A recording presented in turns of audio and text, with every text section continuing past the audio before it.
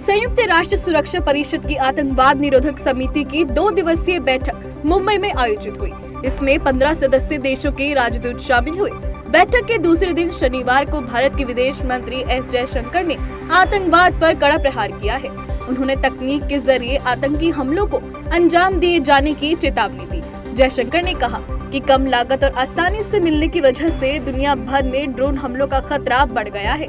विदेश मंत्री एस जयशंकर ने इस दौरान कहा कि आतंकवाद का मुकाबला करने के लिए भारत आतंकवाद विरोधी संयुक्त राष्ट्र ट्रस्ट फंड में 5 लाख अमेरिकी डॉलर का योगदान देगा। गुजरात चुनाव से पहले भारतीय जनता पार्टी ने बड़ा फैसला लिया है। गुजरात कैबिनेट की बैठक के बाद राज्य के गृह मंत्री हर्ष सांघवी ने इसकी जानकारी दी। उन्होंने बताया कि राज्य में अब समान नागरिक संहिता को लागू करने के लिए एक कमेटी का गठन किया जाएगा। साथ ही केंद्रीय मंत्री पुरुषोत्तम रूपाला ने कैबिनेट के इस फैसले की जानकारी देते हुए कहा कि गुजरात में समान नागरिक संहिता के कार्यान्वयन के लिए समिति की अध्यक्षता उच्च न्यायालय के सेवानिवृत्त न्यायाधीश करेंगे और इसमें 3 से 4 सदस्य होंगे।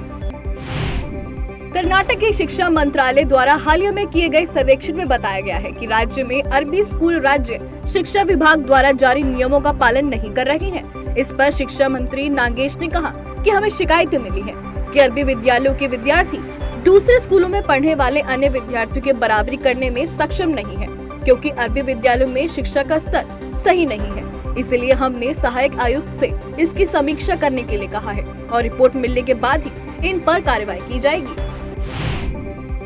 तमिलनाडु में महेंद्रगिरी में इंडियन स्पेस रिसर्च ऑर्गेनाइजेशन यानी इसरो के प्रोपल्शन कॉम्प्लेक्स के हाई एल्टीट्यूड टेस्ट केंद्र में C-20 इंजन का उड़ान संबंधी परीक्षण किया गया। यह इसरो का सबसे भारी रॉकेट का इंजन है। इसरो अब अपने LVM-3 के अगले फेज के कमर्शियल मिशन से बस एक कदम दूर है। इसरो ने बताया कि यह इंजन LVM-3 मिशन के लिए निर्धारित किया गया है, जिसके तहत OneWeb India 1 के अगले 36 उपग्रहों को प्रक्षेपित किया जाएगा। सुप्रीम कोर्ट सोमवार को इलेक्ट्रॉनिक वोटिंग मशीन यानी EVM में पार्टी के चुनाव चिन्ह को हटाने वाली याचिका पर सुनवाई करेगा। याचिका में चुनाव आयोग को मतपत्र और EVM से चुनाव चिन्ह हटाने और इसे उम्मीदवारों के नाम, उम्र, शैक्षणिक योग्यता और फोटो से बदलने का निर्देश देने की मांग की गई है। वहीं अब भारत के मुख्य न्यायाधीश UU ललित की अध्यक्षता वाली पीठ सोमवार यानी 31 अक्टूबर को मामले की सुनवाई करेगी। पश्चिम बंगाल में करोड़ों रुपए के पशु तस्करी घोटाले की जांच CBI कर रही है। इस मामले में आरोपी तृणमूल कांग्रेस के नेता अनुब्रत मंडल की मुश्किलें बढ़ गई हैं। CBI की एक विशेष अदालत ने शनिवार को उन्हें 14 दिनों की अतिरिक्त न्यायिक हिरासत में भेज दिया है। वहीं अब इस मामले की सुनवाई 11 नवंबर को तय की गई है। यूक्रेन पर रूस की ओर से लगातार बम बरसाए जा रहे हैं, जिसके चलते यूक्रेन के बड़े हिस्से में बिजली आपूर्ति ठप हो गई है और युद्ध से प्रभावित यूक्रेन के लगभग 40 लाख लोगों को अंधेरे में रहने को मजबूर होना पड़ रहा है। यूक्रेन के राष्ट्रपति जेलेंस्की ने कहा कि देश के बिजली नेटवर्क पर रूस लगातार हवाई हमले कर रहा है, जिससे लगभग 40 लाख लोगों का जीवन प्रभावित हुआ है। बता दें, इससे पहले प्रशासन ने यूक्रेन के इलेक्ट्रिसिटी इंफ्रास्ट्रक्चर को पहुंचे नुकसान के मद्देनजर राजधानी कीव में बिजली कटौती को लेकर चेतावनी भी जारी की थी। केंद्रीय मंत्री अनुराग ठाकुर ने दिल्ली की आम आदमी पार्टी की सरकार और सीएम अरविंद केजरीवाल पर जमकर हमला बोला। उन्होंने सीएम केजरीवाल को फर्जी करार करते हुए कहा कि यह सरकार नया प्रोपेगेंडा चलाती है, जिससे इनके भ्रष्टाचार पर चर्चा न हो। उन्होंने कहा कि मैं अरविंद केजरीवाल से पूछता हूं कि आप दिल्ली में मौलवियों को 18,000 रुपए साल का देते हैं, तो मंदिर के पुजारी, गुरुद्वारे के ग्रंथियों और चर्च के पादरियों को क्यों नहीं देते? इनके बारे में सोचा है क्या? उन्होंने कहा कि यह मंदिर का विरोध करने वाले हिंदू बन रहे हैं। कांग्रेस नेता राहुल गांधी की भारत जोड़ो यात्रा के मध्य प्रदेश में प्रवेश करने से पहले ही बीजेपी उन पर हमलावर है। गृह मंत्री नरोत्तम मिश्रा ने भोपाल में प्रेस कॉन्फ्रेंस में कांग्रेस पर तंज कसते हुए कहा कि जब चुनाव आता है तब राहुल गांधी हिंदू बनकर मंदिरों में जाते हैं और वोट की राजनीति करते हैं। उन्होंने कहा कि मगर वो नहीं जानते कि जनता सब जानती और समझती है। अब मध्य प्रदेश में चुनाव होना है तो उन्हें महाकाल और बाबा साहब अम्बेडकर याद आएंगे। मुख्यमंत्री योगी आदित्यनाथ ने शनिवार को गृह विभाग की बैठक में प्रदेश के प्रत्येक जिलों में साइबर क्राइम थाने की स्थापना का निर्देश दिया। उन्होंने कहा कि साइबर क्राइम पर लगाम लगाने के लिए अब यह समय की मांग है।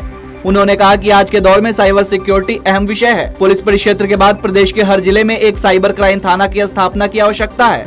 साथ ही उन्होंने कहा कि प्रदेश में मादक पदार्थों के अवैध निर्माण, खरीद फरोख्त और ड्रग ट्रैफिकिंग के विरुद्ध अभियान को और तेज करने की आवश्यकता है।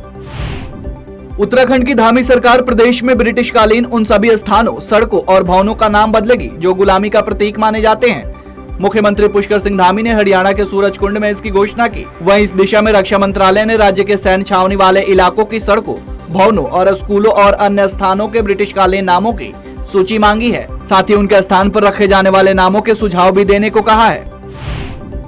मध्य प्रदेश स्थापना दिवस के अवसर पर जिले में 1 से 7 नवंबर तक विभिन्न सांस्कृतिक कार्यक्रम आयोजित किए जाएंगे। स्थापना दिवस पर जिले का मुख्य समारोह 1 नवंबर को मानस भवन में आयोजित किया जाएगा। मध्य प्रदेश स्थापना दिवस पर 1 नवंबर को जिले भर में स्कूली छात्र छात्राओं द्वारा प्रभात फेरी निकाली जाएगी। साथ ही कार्यक्रम में मुख्यमंत्री शिवराज सिंह के संबोधन का लाइव प्रसारण भी किया जाएगा। इसके अलावा स्थापना दिवस पर स्कूल और कॉलेज के विद्यार्थियों की गायन, वादन, नृत्य, वाद विवाद आदि प्रतियोगिताएं भी आयोजित की जाएंगी। चीनी की वैश्विक स्तर पर मांग और सप्लाई में अब बड़ा परिवर्तन आ सकता है। विश्व के सबसे बड़े चीनी उत्पादक भारत ने चीनी निर्यात पर प्रतिबंध अक्टूबर 2023 तक बढ़ा दिया है। आपको बता दें, देश के घरेलू बाजारों में बढ़ती चीनी के मूल्य को देखते हुए केंद्र ने इस वित्त वर्ष के मई माह में चीनी निर्यात पर प्रतिबंध लगाया था।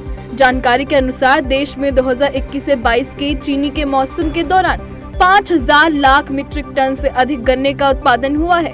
इसमें से 35 लाख मीट्रिक टन का इस्तेमाल एथेनॉल बनाने में किया गया, जबकि चीनी मिलों ने 359 लाख मीट्रिक टन चीनी का उत्पादन किया है।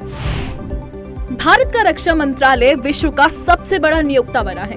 जर्मनी स्थित निजी संगठन स्टेटिस्टा की रिपोर्ट के अनुसार भारत का रक्षा मंत्रालय सबसे ज्यादा लोगों को रोजगार देने वाला विश्व का पहला नियोक्ता है। शोध रिपोर्ट में बताया गया है कि भारतीय रक्षा मंत्रालय इस समय 29.2 लाख लोगों को रोजगार दे रहा है। इसमें संयुक्त सक्रिय सेवा कर्मी, रिजर्व सैनिक और नागरिक कर्मचारी शामिल है। अमेरिकी रक्षा विभाग 2.91 लाख लोगों को रोजगार देकर श्रेणी में दूसरे स्थान पर है। निवेशकों के लिए बड़ी जानकारी सामने आई है। भारत के परिवहन जगत को परिवर्तित करने वाली सरकारी company national highway authority of India यानी NHAI ने नॉन कन्वर्टेबल डिवेंचर के लिए आवेदन प्रारंभ कर दिया है। बांड में खुदरा निवेशकों के लिए 25% भाग संरक्षित किया गया है। आपको बता दें कि इनविट में कोई भी खुदरा निवेशक न्यूनतम 10,000 रुपए से निवेश कर सकता है। इस निवेश पर 8.05% का वार्षिक ब्याज दिया जाएगा। केंद्रीय परिवहन मंत्री नितिन गडकरी ने कहा कि NHAI निवेशकों को उनके निवेश पर 100% सुरक्षा प्रदान करता है। इनविट खुलने के 7 घंटों के अंदर ही 7 गुना सब्सक्राइब कर लिया गया है। भारत के अनुभवी शटलर सात्विक साईराज रंकीरेड्डी और चिराग शेट्टी की जोड़ी ने फ्रेंच ओपन 2022 के सेमीफाइनल में भारत का नाम रोशन किया है। पुरुषों के युगल वर्ग में इस भारतीय जोड़ी ने मैच में दक्षिण कोरिया के चोई सोलग्यू और किम बोन हो को 21-18, 21-14 से हराया है।